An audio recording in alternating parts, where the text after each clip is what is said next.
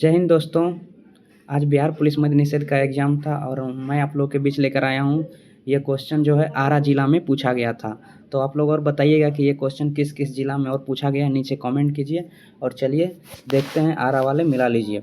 पहला क्वेश्चन था कि बिहार विलियम शेक्सपियर की रचना क्या है? तो ऑप्शन ए में था हैमलेट। हैमलेट तो हैमलेट इसका आंसर होगा। दूसरा था मृदभांड उद्योग किससे संबंधित है? तो मृदभांड उद्योग जो संबंधित है वो है मिट्टी से। उसके बाद था कि बिहार विधान परिषद के सीटों की संख्या 96 से घटाकर 75 कर दिया गया किस अधिनियम के द्वारा? तो ऑप्शन में लिखा था बिहार पुनर्गठन अधिनियम 2000। उसके बाद क्वेश्चन था कि भारत जो है परमाणु परीक्षण पोखरण में कब किया और खुद को परमाणु संपन्न कब घोषित किया?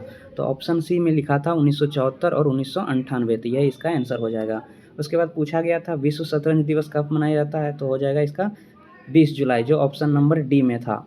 उसके बाद पूछा गया था कि गांधी जी का पहला सविनय अवज्ञा आंदोलन कौन सा था? तो ऑप्शन ए पे लिखा था चंपारण सत्याग्रह। उसके बाद पूछा गया था कि बिहार के दक्षिणी भाग में कौन सी नदी नहीं बहती है? तो ऑप्शन डी पे था गंडक नदी। तो यही इसका आंसर हो जाएगा। फिर आपसे पूछा गया था कि पश्चिम बंगाल के चाय उत्पादित क्षेत्र कौन कौन है? तो आंसर हो जाएगा इसका दार्जिलिंग और जलपाईगुड़ी। दार्जिलिंग और जलपाईगुड़ी। उसके बाद पूछा गया था कि मुंबई और गोवा के बीच के समुद्री तट को क्या कहा जाता है? तो उसको कोंकण कहा जाता है, कोंकण। फिर आपसे पूछा गया था कि पहली नदी जोड़ो परियोजना कौन सी थी? तो वो था केन बेतवा लिंक परियोजना। केन बेतवा लिंक परियोजना, यही इसका राइट आंसर हो जाएगा। उसके बाद पूछा गया था कि किस जगह पर अशोक का शिलालेख नहीं मिला है? तो ऑप्शन नंबर डी पर लिखा था कटिहार। कटिहार, तो यही इसका राइट आंसर हो जाएगा। कटिहार में अशोक का कोई भी शिलालेख नहीं मिला है। उसके बाद था बंगाल आर्मी का पौधशाला किसे कहा जाता था? तो ये कहा जाता था अवध को, जो ऑप्शन नंबर ए पे था। तो यह इसका राइट आंसर हो जाएगा। फिर लिखा था, क्वेश्चन था अगला, बाब अलमंदेव जल डमरू मध्य किसको किसको जोड़ती है? तो ऑप्शन सी पे था लाल सागर और अदन की खाड़ी। ऑप्शन सी इसका राइट आंसर हो जाएगा, लाल सागर और अदन की खाड़ी। उसके बाद था कि एक ध्वनि स्रोत की आवृत्ति 100 हर्ट्ज है, तो 1 मिनट के बाद उसकी आवृत्ति कितना होगी? तो आवृत्ति है दोस्तों कभी चेंज नहीं होती, इसलिए इसका आंसर ही 100 हो जाएगा, जो ऑप्शन नंबर ए पे था। अगला है क्लोरोप्लास्ट के मैट्रिक्स को क्या कहा जाता है? तो क्लोरोप्लास्ट के मैट्रिक्स को कहा जाता है अस्ट्रोमा। अस्ट्रोमा, अस्ट्रोमा। आप लोग बताइएगा कमेंट में कि आपका कितना सही हुआ है और आपको प्रश्न का लेवल कैसा लगा था, ये भी ज़रूर बताइएगा। बाकी ज़िलों वाला देखिएगा कि क्या आपके ज़िला में भी ऐसा क्वेश्चन पूछा गया था। अगर पूछा गया तो बताइए किस ज़िला में ये क्वेश्चन पूछा गया था। कोशिका के अंदर तरल पदार्थ प्रोटोप्लाज्म की खोज किसने किया था? पुरकिंजे ने। ऑप्शन में दिखा था कि पुरकिंजे ने कोशिका के अंदर एक तरल पदार्थ की खोज किया, उसका नाम क्या था? तो प्रोटोप्लाज्म था, प्रोटोप्लाज्म।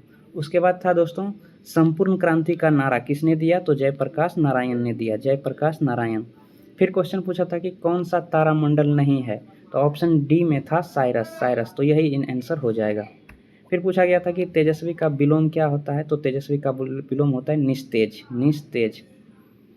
उसके बाद पूछा गया था कि 2019-21 में बिहार का शिशु लिंगानुपात कितना था? तो बताइए आप लोग इसका आंसर, मुझे एग्जैक्ट याद नहीं आ रहा है। ऑप्शन में 918 था, 938 था और 928 भी था। तो क्या होगा आंसर इसका, आप लोग बताइएगा। उसके बाद पूछा गया कि एशियन ओलंपिक का अध्यक्ष किसे नियुक्त किया गया है? तो रणधीर सिंह, रणधीर सिंह को नियुक्त किया गया। फिर पूछा गया कि ऑल इंडिया फॉरवर्ड ब्लॉक की स्थापना किसने किया था? तो सुभाष चंद्र बोस ने किया था। उसके बाद पूछा गया कि G20 2026 कहाँ हुआ? तो यूएसए में हुआ था। फिर पूछा गया था कि सेबी का अध्यक्ष कौन था? तो ऑप्शन बी में था तुहिनकांत पांडे, तुहिनकांत पांडे।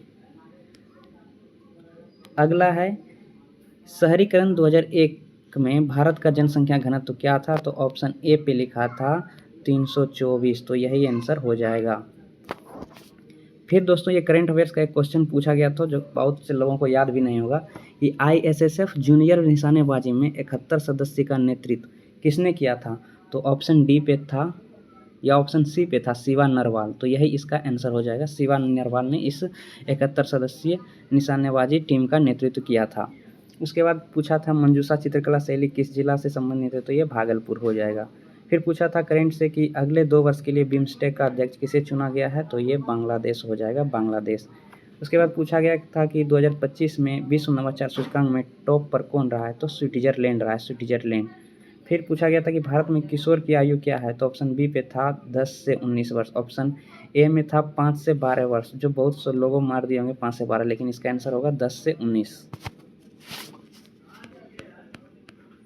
उसके बाद मेजी से संबंधित कुछ प्रश्न था, पूछा गया था यह किस देश से संबंधित है, तो इसका आंसर जापान होगा। फिर पूछा गया था कि संविधान का संक्षिप्त इतिहास जो पुस्तक है कौन लिखा था, तो ऐसा ही कुछ प्रश्न था जिसका आंसर ऑप्शन याद नहीं आ रहा है, तो आप लोग बताइएगा इसका क्या होगा। उसके बाद पूछा गया था कि सरस्वती का पर्यायवाची शब्द नहीं है पूछा था वहाँ, और ऑप्शन डी पे कुछ लिखा था, तो यही इसका आंसर हो जाएगा।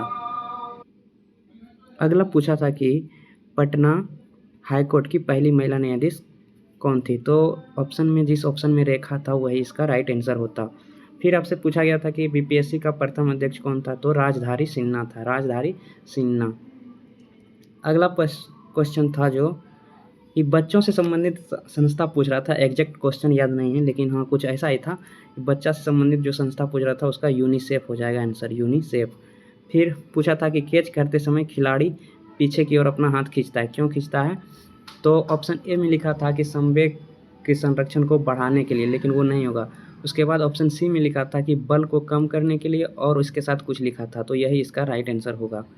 फिर पूछा था कि गिव मी, और यहाँ डैश था, यहाँ भरना था गुड ब्रेकफास्ट, तो गिव मी इसमें ए भरना है, ए गुड ब्रेकफास्ट, तो ए इसका आंसर होगा।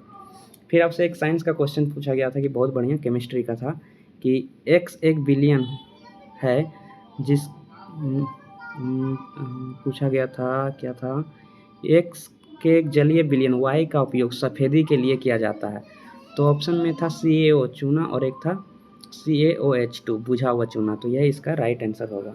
उसके बाद फिनोप्थोलिन से संबंधित था कि फिनोप्थोलिन को गुलाबी कर देता है एक ए विलियन है, और बी जो है रंगीन कर देता है, तो ऑप्शन सी पे लिखा था कि जिसका pH मान 7 से अधिक होगा वो क्या क्या कर देगा, गुलाबी, और जिसका pH मान 7 से कम होगा वो रंगीन कर देगा, तो यही इसका आंसर हो जाएगा।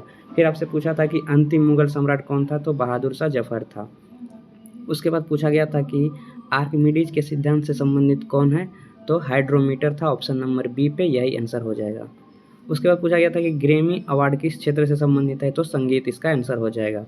फिर पूछा गया था कि बिहार ईस्ट इंडिया कंपनी ने सबसे पहला कारखाना किस जिला में डाला था, तो बिहार में ईस्ट इंडिया कंपनी ने सबसे पहला कारखाना डाला था पटना जिला में, पटना जिला में। उसके बाद पूछा गया लोकतंत्र से संबंधित प्रश्न था, जिसका आंसर होगा सी में लिखा था जनता, तो यह आंसर हो जाएगा। तो टोटल 45 प्रश्न हमको याद थे, और लगभग 30 से 35 प्रश्न था जिसमें मैथ भी शामिल था, वो स्टेटमेंट था, कथन निष्कर्ष वाला था। तो आप लोग को याद है तो कमेंट में लिखिए, बाकी मिलते हैं अगले वीडियो में। अच्छा लगे तो चैनल को सब्सक्राइब कीजिए। जय हिंद।